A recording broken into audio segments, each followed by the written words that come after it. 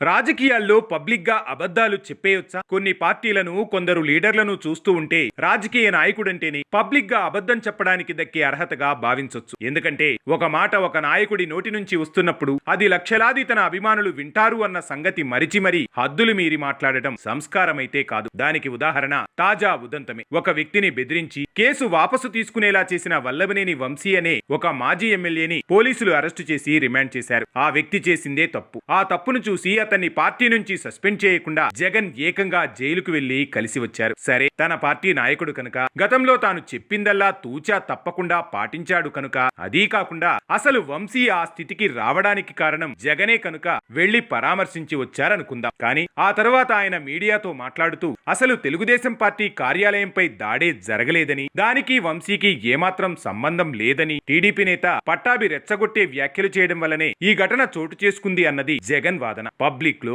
Media ముందు అంత నిస్సిగ్గుగా అబద్ధాలు ఆడటం భలే హాస్యాస్పదమే. మీడియా సాక్షిగా గన్నవరం తెలుగుదేశం పార్టీ కార్యాలయంపై దాడి జరగడం వాస్తవం కాదా? అది కోట్లాది మంది ప్రజలు కూడా చూశారు. కాకపోతే నాడు వైసీపీ సర్కారు ఉంది కనుక నయానో భయానో ప్రజలు మౌనంగా ఉన్నారు. ఇక కంటి తుడుపు చర్యల్లో భాగంగా తాత్కాలికంగా కేసులు పెట్టి నాడు ఆ సర్కార్ పెద్దలు చేతులు దులుపుకున్నారు. ఇది కూడా వాస్తవమే. కానీ ఇప్పుడు ప్రభుత్వం మారడంతో అసలు విషయాలు, పచ్చి నిజాలు వెలుగు చూస్తున్నాయి. ఇక్కడ విచిత్రం ఏంటంటే, ఇంత పబ్లిక్ గా కనిపిస్తున్న విషయాన్ని జగన్ అస్సలు జరగలేదని చెప్పడం ఎలా తీసుకోవాలో సగటు సామాన్యుడికి అర్థం కాని పరిస్థితి. ఆయన మాట్లాడే విధానం చూస్తూ ఉంటే సోషల్ మీడియాలో ఆయన ఆరోగ్యంపై, ఆయన లండన్ లో తీసుకుంటున్న ట్రీట్మెంట్ పై వస్తున్న వార్తలు నిజమే అని నమ్మాల్సి వస్తోంది. అదీ కాక మినిస్టర్ లోకేష్ గారు ఎక్స్ వేదికగా స్పందిస్తూ నిజం చెబితే తల 1000 ముక్కలవుతుందనే శాపం మీకేమైనా ఉందా జగన్ రెడ్డి గారు అన్న మాటలు సైతం నిజమని ఒప్పుకోక తప్పదేమో. ఏది ఏమైనా అబద్ధాలను ఎల్లకాలం వండి వార్చలేదు. అలా చేయబట్టే